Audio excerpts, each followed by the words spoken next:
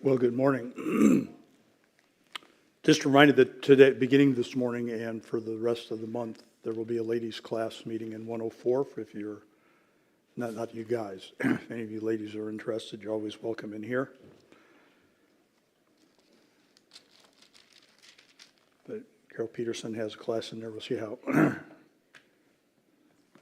Thought she might find that a little more personal, but it also might be way more crowded, so we'll see how that goes. Genesis chapter 1 is where we are, where we will start.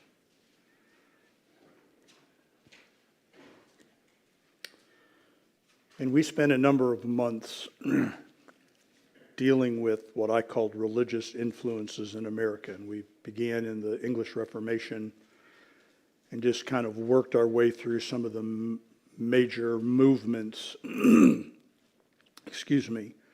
that brought us, not completely, but up into the time frame that most of us are somewhat familiar with. And what I wanted to begin to do this morning, for however long it takes, is now kind of work my way backwards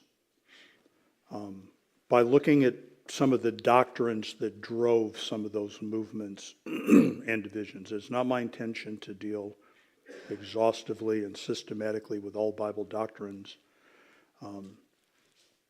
but to make note of the ones that have been instrumental or divisive in shaping American Christianity. So we're going to just kind of begin in the present. And so the first one that we're going to undertake is one that we're probably all familiar with at some level, and that is the doctrine of separation. And so let's go ahead and pray, and we will turn our attention to the Bible this morning.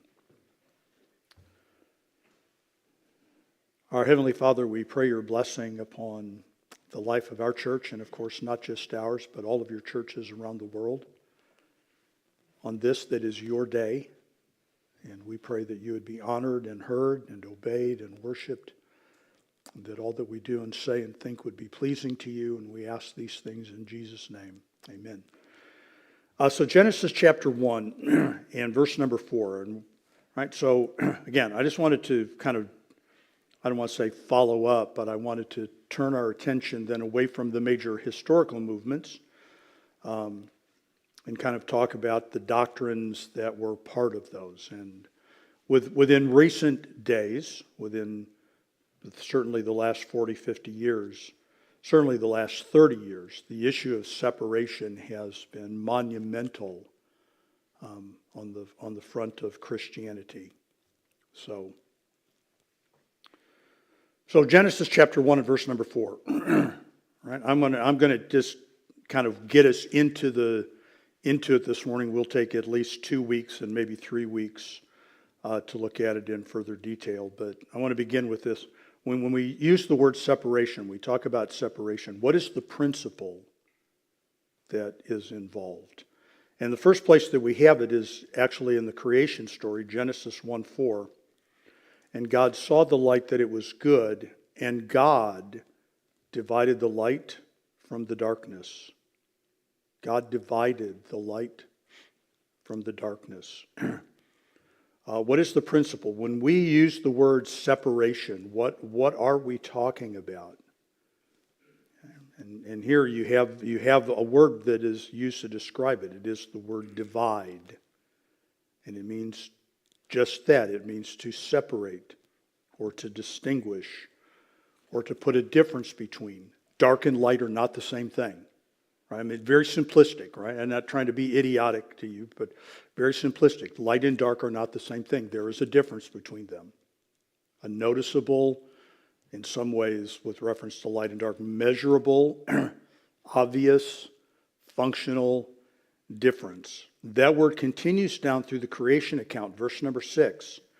God said, "Let there be a firmament in the midst of the waters, and let it divide the waters from the waters." Water is not dirt, and dirt is not water. Again, very simplistic, right? But here's the principle. It comes into the world in creation, right? The very concept of separation is built into the very creation. Some things are light, there is dark, there is dirt, there is water. Verse number 7, and God made the firmament and divided the waters which were under the firmament from the waters which were above the firmament, and it was so. There are clouds and there are oceans, and they are not the same. They are different. Did I make a mistake in my note? Verse number 14, and God said, let there be lights in the firmament of the heaven to divide the day from the night, light and dark, day and night. Let them be for signs and for seasons and for days and years. And so there you have, which we will not get into, all the purposes for the sun and the moon and the stars, which are more than just to warm us and provide our source of energy.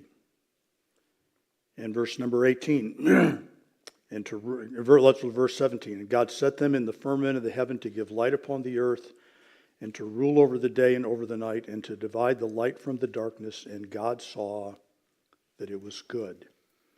So when we talk about separation, one of the Bible words that we have is the word division, to make a distinction, to make a separation, to note that one thing is not the other. Turn, if you would, now to Leviticus chapter number 10. We're just exploring this from the biblical perspective.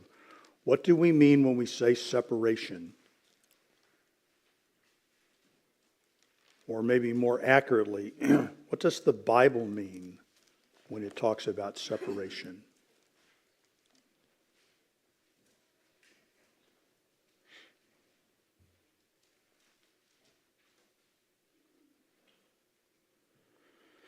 Leviticus chapter 10, beginning in verse number 8. In Leviticus chapter 10, verses 1 through 7, you have the story of the strange fire of Nadab and Abihu. Right? Two things about that, because that's not the point of what we're doing. Number one, the only thing that was required for the fire to be strange is that God did not command them to light it.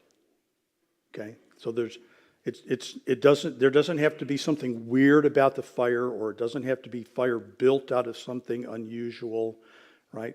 So, I mean, the text there is pretty clear that the reason it was a strange fire or an alien fire or a foreign fire was that God didn't command it. Secondly, because of what follows it, which we will look at in verses 8, 9, and 10, there is some speculation, but it is just that. It is just some speculation that what Nadab and Abihu did in offering the strange fire, they did while they were drunk. Because immediately following that, we have this prohibition in verse number 8. The Lord spake unto Aaron, saying, do not drink wine nor strong drink, thou nor thy sons with thee, when ye go into the tabernacle of the congregation, lest ye die. It shall be a statute forever throughout your generations, and that ye may put difference between holy and unholy, and between unclean and clean, and that ye may teach the children of Israel all the statutes which the Lord hath spoken unto them by the hand of Moses. So again, what is the principle? We talk about separation. Division, we find the word divide in the creation account. Difference, Leviticus 10:9, and that ye may put difference between holy and unholy. Right? That which is holy and that which are unholy are not the same. That which is clean, that which is unclean are not the same. There is a difference between them. There is a line between them. Then look, if you would, at Leviticus chapter 20.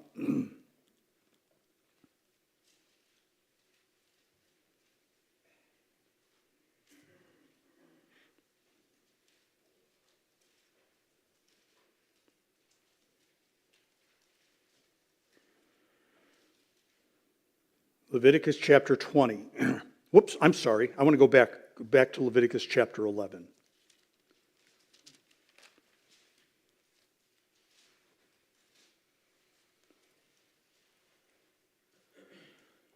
Leviticus 11, beginning in verse number 43.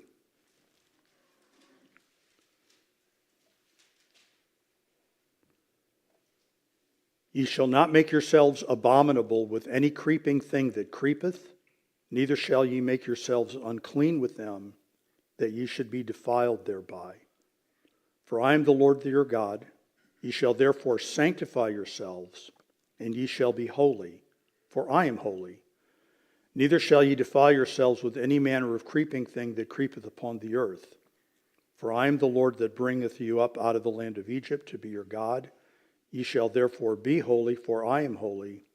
This is the law of the beasts, and of the fowl, and of every living creature that moveth in the waters, and of every creature that creepeth upon the earth, to make, there's our word, to make a difference. To make a difference between the unclean and the clean, and between the beasts that may be eaten and the beasts that may not be eaten. So there again, what is the principle? The principle is the principle of distinction, or to distinguish. Then Leviticus chapter 20.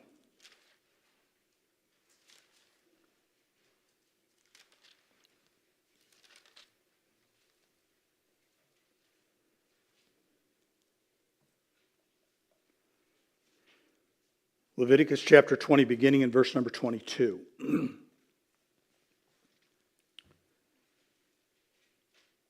Ye shall therefore keep all my statutes and all my judgments, and do them, that the land whither I bring you to dwell therein spew you not out. And ye shall not walk in the manners of the nation which I cast out before you, for they committed all these things, and therefore I abhorred them. But I have said unto you, ye shall inherit their land, and I will give it unto you to possess it, a land that floweth with milk and honey. I am the Lord your God, which have, note the word, separated you from other people. Verse 25, ye shall therefore put, note the word, difference, between clean beasts and unclean, between unclean fowls and clean. Ye shall not make your souls abominable by beast, or by fowl, or by any manner of living thing that creepeth on the ground, which I have separated from you. There, notice the word separated from you as unclean, and ye shall be holy unto me. For I, the Lord, am holy, and have severed you from other people, that ye should be mine. And the word separated in verse 24, the word difference in verse 25, the word separated in verse 25, and the word severed in verse number 26 are all the same Hebrew root word. Modified grammatically, to fit their particular function, but they're all the same Hebrew word. Translated separated, different, separated, severed. And so one pile on this side and a pile on that side. Eat these, don't eat those. Touch these, don't touch these. So what is the principle? The principle is the making of a distinction or a division. And this is something that God expects human beings to do. And this is just one of the ways, right, in which we're really one of the many ways in which we're different from what Jude calls natural brute beasts. Folks, if you think, no matter how much you love your pet dog, and I'm not on a rant against pet dogs, you have to admit something about dogs. They're really rather indiscriminate. They will eat most anything. They will do most anything a dog does, most any place there is to do it. Human beings are not to be like that. God's people are not to be like that. Part of the process and part of the challenge and part of the contention, I think we all understand, of being Christians is getting the line right. We'll come to that, right? What is required to get the line right? But the principle is to make a division, to make a distinction, to recognize that not all things are equal. Right? This is something God wanted his people, especially, it just oozes out of the Old Testament. I want you to understand that not every animal is equally good for you. Not physically. Right? I mean, when we go through Leviticus 11, I will beat this horse until it is mutilated. This God is not worried about your cholesterol and your blood pressure. That's not what he's doing there.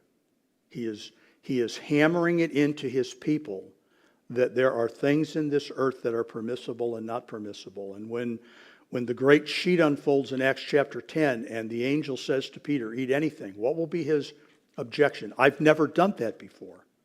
I've never eaten anything that was unclean.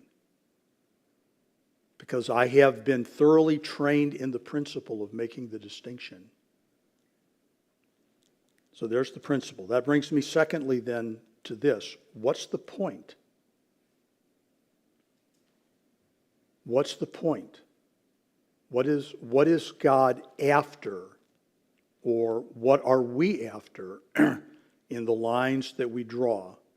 And there are a number of Bible answers to that. So let's look at them. Turn, if you would, to Numbers chapter 8.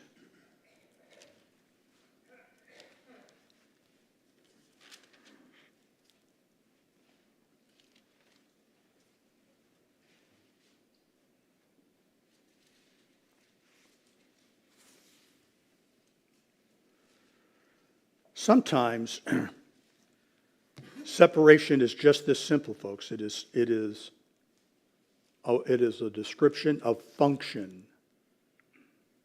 It is a description of function.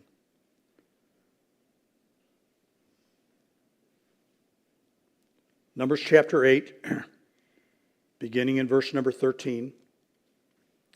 And thou shalt set the Levites before Aaron and before his sons, and offer them for an offering unto the Lord. Thus shalt thou separate the Levites from among the children of Israel, and the Levites shall be mine. And after that shall the Levites go in to do the service of the tabernacle of the congregation. And thou shalt cleanse them and offer them for an offering, for they are wholly given unto me from among the children of Israel, instead of such as open every womb, even instead of the firstborn of all the children of Israel, have I taken them unto me. For all the firstborn of the children of Israel are mine, both man and beast. On the day that I smote every firstborn in the land of Egypt, I sanctified them for myself. And I have taken the Levites for all the firstborn of the children of Israel. So I will stop my reading there, right? What is the point? Sometimes it is just very simply to describe a function. When the Passover came, God pointed out to Israel that all the firstborn in the household belonged to him. So that looking at it through human eyes, right, what God could have done was for the priesthood and the Levitical caste of people was simply to consecrate the firstborn male of every household, of all the tribes. So it would be, regardless of what tribe it was, the firstborn male would be delivered over to be part of the priestly class and the Levitical class of people. That is not what God did. In lieu of that, he just took one whole tribe and consecrated it to himself. And they were symbolically offered to him. I mean, they weren't butchered and burnt like the animals were. They were offered up to God, and in this way they were dedicated to their priestly service. And if you look at verse number 19, I have given the Levites as a gift to Aaron and to his sons from among the children of Israel to do the service of the children of Israel in the tabernacle of the congregation, and to make an atonement for the children of Israel, that there be no plague among the children of Israel when the children of Israel come nigh into the sanctuary. Right? So we can designate something, we can separate something, we can make a difference about something simply for the sake of function. How will it be used? How will it be used?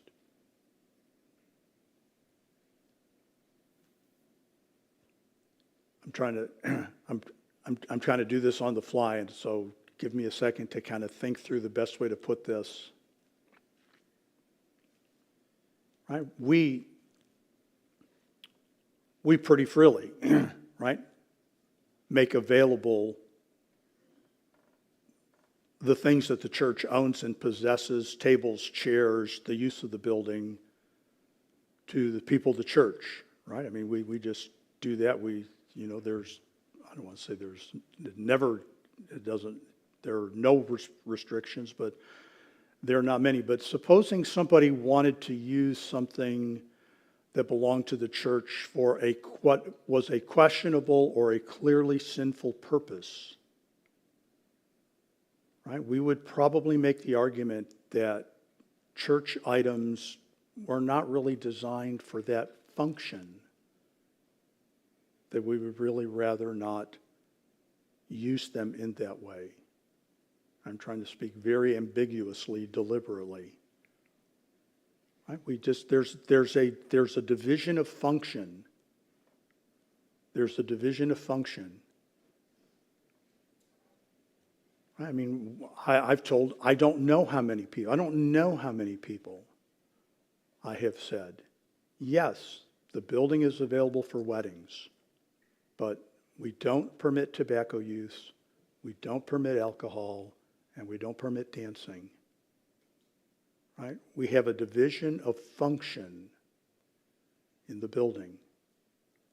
That's just a very, right? And now, again, not everybody would necessarily agree with that, and I'm totally fine with that, but that is a line that we have drawn, and we have drawn now for 40 years. We have held that position. I've held that position. So, right, you make a line simply over function. We don't want the building used in that way. It is used that way look at Deuteronomy chapter 10. Still continuing on, right? What is the point, right? What is the principle? To make a distinction. To recognize that not all things are equal. Not all things are equally good. Not all things are equally bad, right? Learning to make these kind of distinctions, folks, right? This is part of being a responsible adult. This is part of being a responsible adult if you're an unbeliever. Not all things are equal. All food is food. Not all food is equally valuable. Equally beneficial, maybe a better way to put it. And it carries over into the religious world. Right? We're making a distinction. What's the point? Well, again, sometimes we're just making a distinction in function. We're going to use this way, and we're not going to use it another way. Deuteronomy chapter 10 and verse number 8. At that time, the Lord separated the tribe of Levi to bear the ark of the covenant to the Lord, to stand before the Lord, to minister unto him, and to bless in his name unto this day. Wherefore Levi hath no part nor inheritance with his brethren. The Lord is his inheritance, according as the Lord thy God promised him. So again, there's a repetition of the function. This is the point of the cities of refuge, folks. They were separated. They were marked off from other cities. They were distinctive from other cities. If you committed manslaughter, if you accidentally killed somebody, you had a safe place to go. So, what's the point? One point is function. Another point is instruction. If you'll go back to Leviticus chapter 14.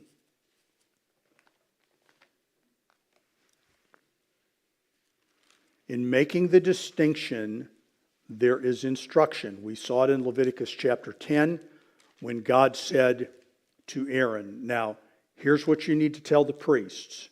No drinking. This is to make a distinction, and this is to teach a distinction. This is to teach a distinction. Folks, separation is not just something that exists out there in the ambiguous world. It is something that is to be instructed. Leviticus 14, verse number 57. And we will eventually in our Wednesday night get to Leviticus 13 or 14, 13 and 14. Right, but here's the point. To teach when it is unclean and when it is clean. This is the law of leprosy. To teach when it is clean and when it is unclean. So, not only do the differences exist, the differences are to be taught to the congregation of people so that they might recognize the distinction. Jump ahead to Ezekiel chapter 44.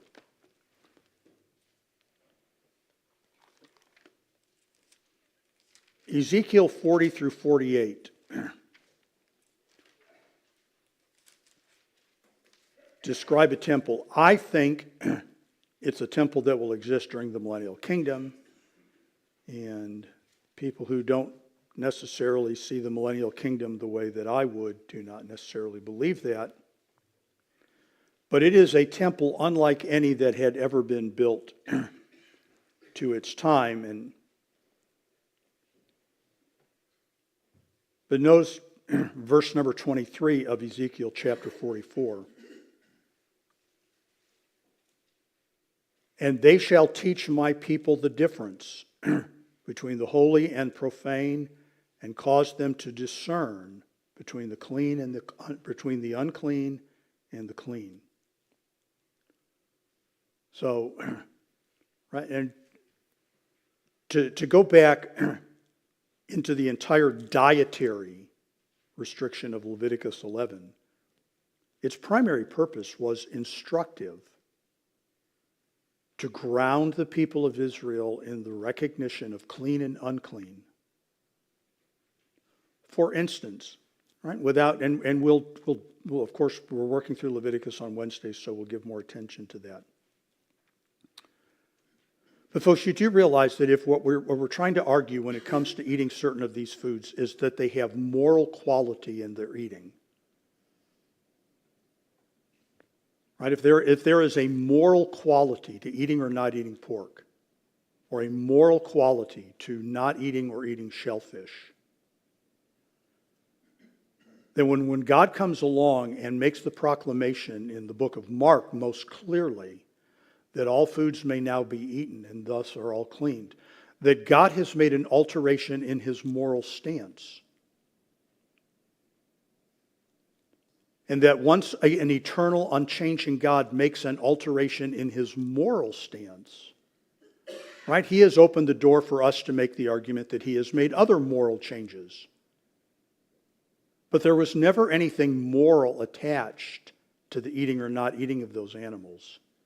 There was a cleanliness and a distinctiveness that was imposed upon those people so that they might have a very visible, recognizable, easily teachable, and understandable concept.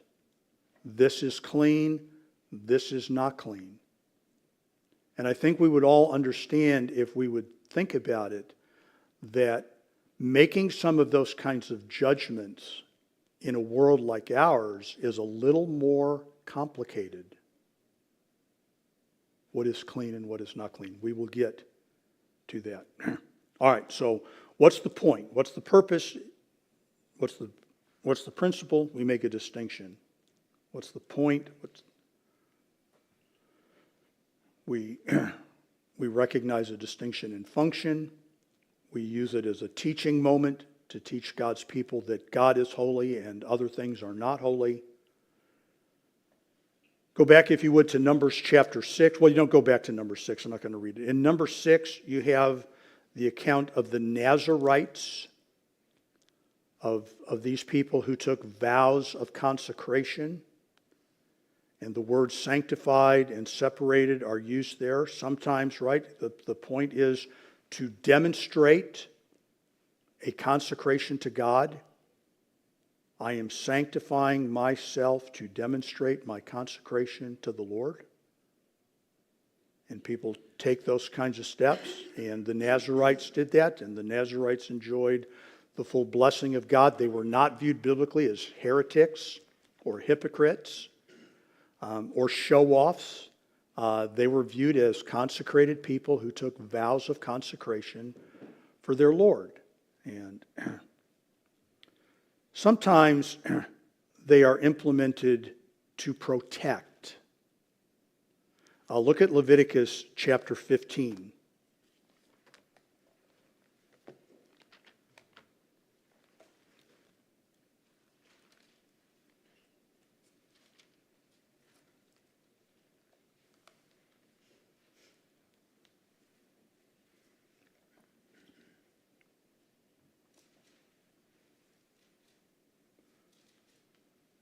Leviticus 15:31.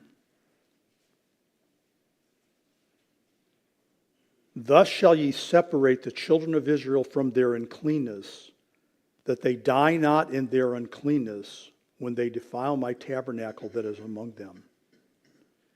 This is the law of him that hath an issue, and of him whose seed goeth from him, and is defiled therewith, and of her that is sick of her flowers, and of him that hath an issue, of the man, and of the woman, and of him that lieth with her that is unclean. So there is a protective element to the matter of separation. And in Isaiah 59:2, God points out that it is the presence of sin that drives God from the presence of his people. So that's a little bit of a kind of an obverse viewpoint on it.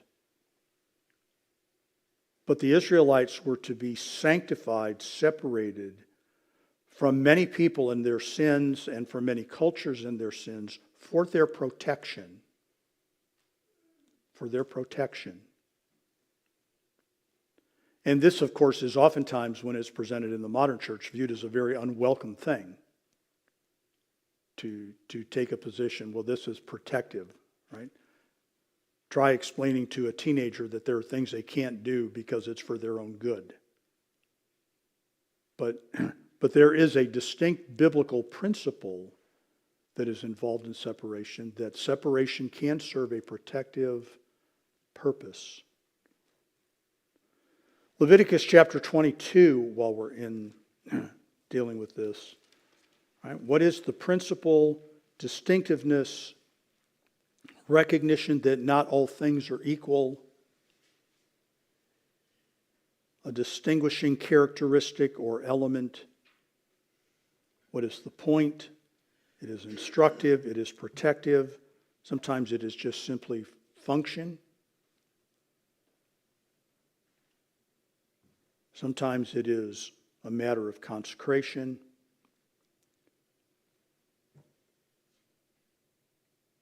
The preservation of God's name and holiness is another distinct biblical element of separation. Leviticus 22:1, and the Lord spake unto Moses, saying, Speak unto Aaron and his sons, that they separate themselves from the holy things of the children of Israel, and that they profane not my holy name in those things which they hallow unto me. I am the Lord. And again, we'll look at that, because right there to, in some way, at some times be separated even from the holy things. Where I want to direct our attention is that they profane not my holy name. And the idea of profane there is to render common, to make common. Usual, ordinary, plain, common. God is anything but. And so don't lump me in with the common and the ordinary and the plain. Don't do that. Turn, if you would, to 2 Corinthians chapter 6.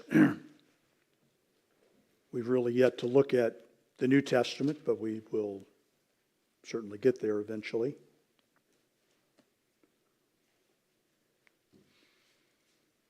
Probably one of the most familiar passages on the matter of separation. 2 Corinthians chapter 6 and verse number 14. Right? So Paul begins by stating a principle. Be ye not unequally yoked together with unbelievers. Be ye not unequally yoked together with unbelievers.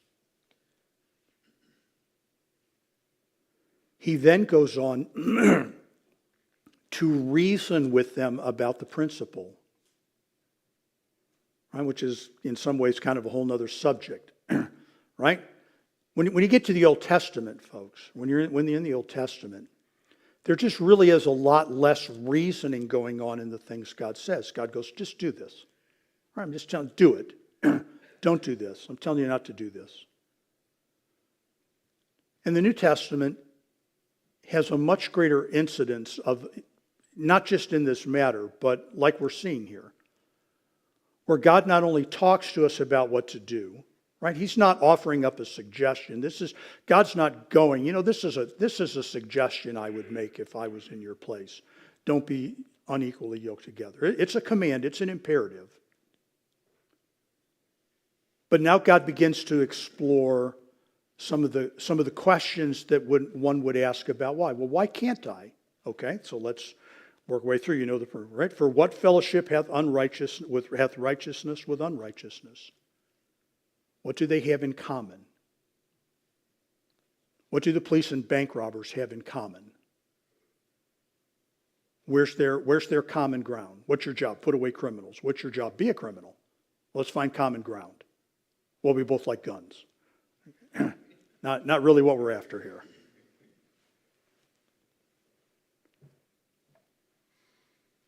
What communion hath light with darkness? Again, what fellowship do they have?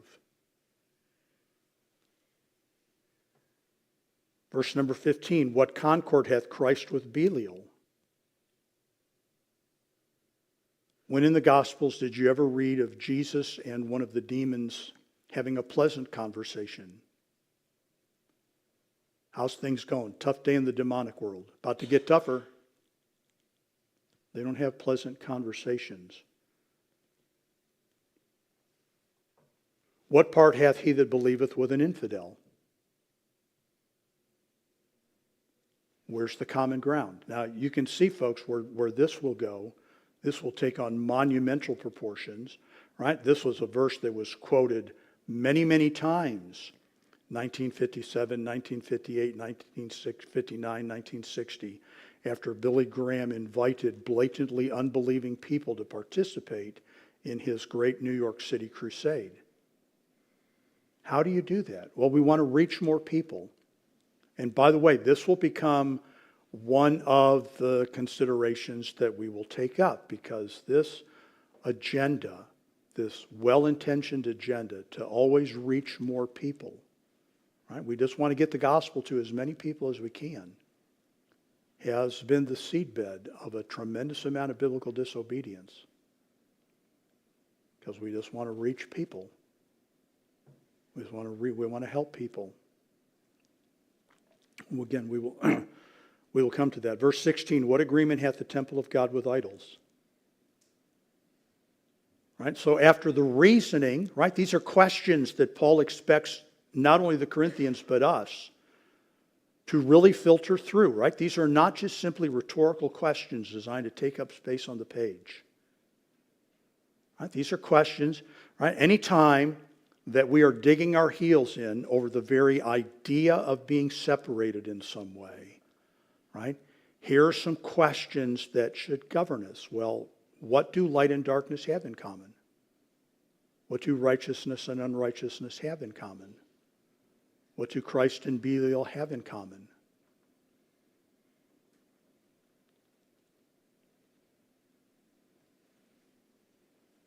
So what agreement hath the temple of God with idols? Ye are the temple of the living God. Right? This is what you are.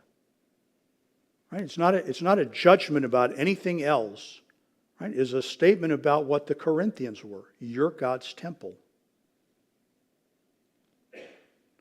As God has said, I will dwell in them and walk in them, and I will be their God, and they shall be my people. Wherefore, come out from among them and be ye separate, saith the Lord, and touch not the unclean thing, and I will receive you and will be a father unto you, and ye shall be my sons and daughters, saith the Lord Almighty. Now, remember, if you recall, because it's been a few minutes, what's the point of separation? The preservation of God's name and holiness.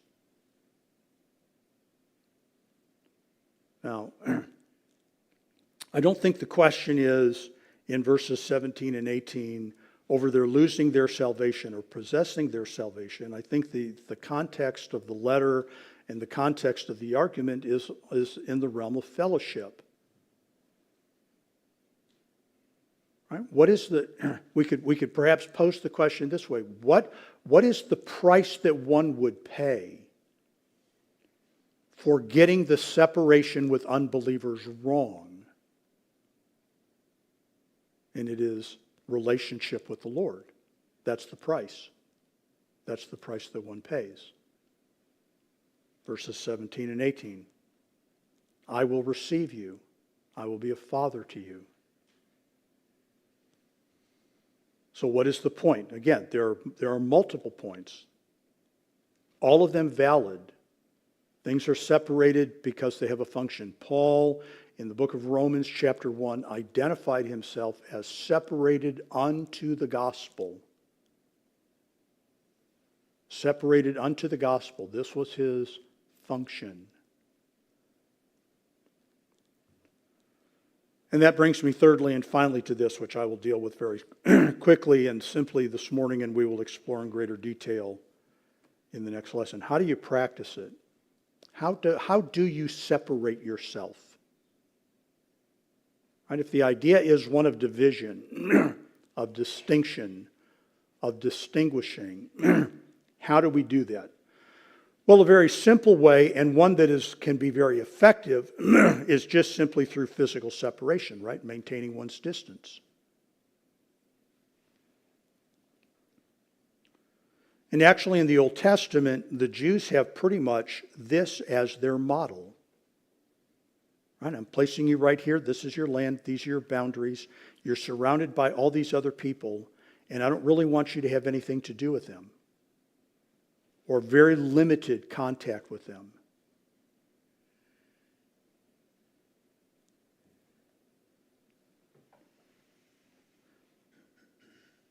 But if you carry that, or you can, I'm not saying if you would, but it can be carried to an extreme, because that's kind of at the heart of the monastic movement, is the idea of exclusively a physical separation. We will go out someplace away from other people.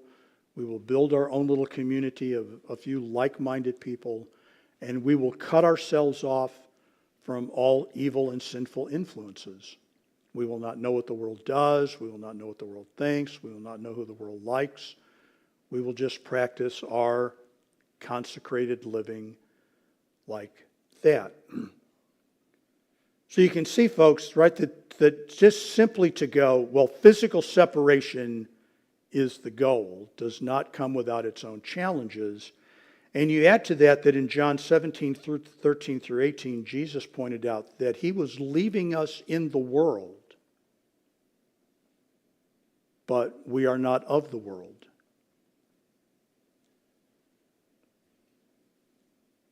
And in Hebrews 7:26, the pastor points out that Jesus was separate from sinners. And of course, that's a Greek word. It means he kept his distance.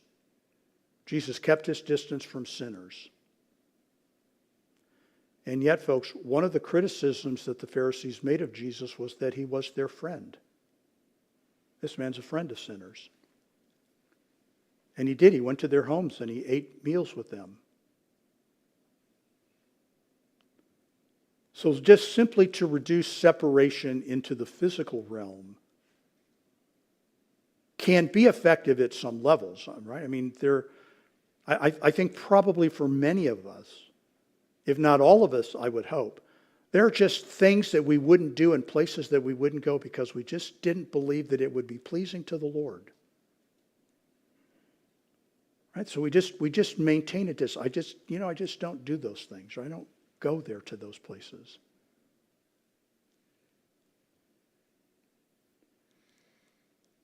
And Paul pointed out to us in 1 Corinthians 5 that it was not possible for us to entirely leave not just the world, but the sinfulness that is attached to the world. Right? I'm going to maintain my physical distance from idolaters. How will you do that? The world is filled with them. I will maintain a physical distance from adulterers. How will you do that? The world is filled with them. That's the question Paul poses in 1 Corinthians 5. Right, and one of the ways that Paul handled it, and we will get to this, well, but if a man calls himself a brother but lives like that, now that's a no-brainer. That's a no-brainer. So again, just maintaining physical space is one way. It can be a very effective way. I'm not in any way trying to trash it. I'm just saying that it has limitations that the Bible itself recognizes. It is not a one-size-fits-all answer to the question of how do I practice separation? It is practiced through our own personal decision-making, the things we do and the things we don't do. And I think that we should be realistic in recognizing, folks, that a large part of what drives local New Testament churches in America is their shared consensus of some matters of separation. Just is. Right? We don't all view the same issues the same way. And we tend to congregate with others who view the things the way that we do. For whether those are valid reasons or invalid reasons, that just tends to be the way that things go. So where do we go? Where will we not go?